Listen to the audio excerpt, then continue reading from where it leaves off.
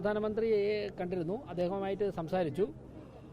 പിന്നെ അദ്ദേഹം ഡീപ്പായിട്ട് ഓരോ പ്രവർത്തകരോടും അവരുടെ വ്യക്തിപരമായ പശ്ചാത്തലം, പിന്നെ കേരളത്തിലെ പ്രവർത്തനവുമായി ബന്ധപ്പെട്ടുള്ള സാധ്യതകൾ, അദ്ദേഹത്തിൻ്റെ അനുഭവങ്ങൾ, അതോടൊപ്പം തന്നെ ഗുജറാത്തിലെ അനുഭവങ്ങൾ, ഇങ്ങനെയൊക്കെയുള്ള കാര്യങ്ങൾ വളരെ ഡീറ്റെയിൽ ആയിട്ട് ഒരു 1.5-2 മണിക്കൂറോളം അദ്ദേഹം നന്നായിട്ട് ഇൻട്രാക്ട് ചെയ്തു.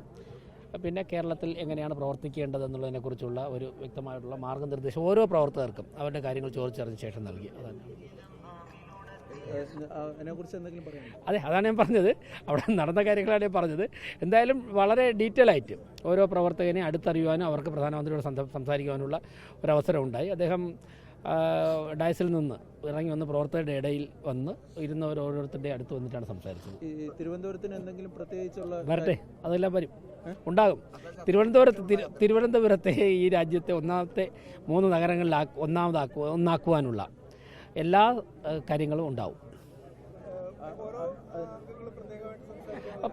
ഇപ്പോൾ വന്ന എല്ലാവർക്കും സംസാരിക്കാൻ ഉള്ള അവസരം അങ്ങനെ ഒന്നുമില്ല. പക്ഷേ ഡീറ്റെയിൽ ആയിട്ട് സംസാരിക്കാൻ വേണ്ട എല്ലാവർക്കും കാര്യങ്ങൾ ചോദിച്ചതനുസരിച്ച് ഓരോരുത്തരുടെയും അറിവിനും ഇതൊക്കെ അനുസരിച്ച് മറുപടി പറയാനുള്ള സാഹചര്യം ഉണ്ടായി. ഞാൻ പറഞ്ഞില്ലേ, സംസാരിച്ചതിൽ എല്ലാ കാര്യങ്ങളും ഉണ്ട്. അതിനെക്കുറിച്ചുള്ള ഡേറ്റ് ഒന്നും ഞങ്ങളോട് പറഞ്ഞില്ല. സ്വാഭാവികമായിട്ടും നിയമസഭാ തെരഞ്ഞെടുപ്പൊക്കെ വരുമ്പോഴേക്കും ഉണ്ടാവുമല്ലോ. ഈ പൊതു ബഡ്ജറ്റ് ഒരു നിരാശയായിരുന്നു. അപ്പം നല്ല ആത്മവിശ്വാസം നൽകുന്ന ബഡ്ജറ്റാണ്. 5000 കോടി രൂപയാണ് പ്രധാനപ്പെട്ട നഗരങ്ങൾക്കൊക്കെ വരാൻ പോകുന്നത്. ഇന്ന് മനോഹർലാൽ ഖട്ടാർജി രാവിലെ അദ്ദേഹം ഉണ്ടായിരുന്നല്ലോ, അർബൻ ഡെവലപ്മെൻറ്റ് മിനിസ്റ്റർ. അത് നേടിയെടുക്കാനുള്ള പരിശ്രമം, അത് നേടിയെടുക്കാനുള്ള കാര്യങ്ങൾ ചെയ്യണമെന്ന് അദ്ദേഹം അഡ്വൈസ് ചെയ്തു. നല്ല ബഡ്ജറ്റല്ലേ? ഓക്കെ. ഇതേ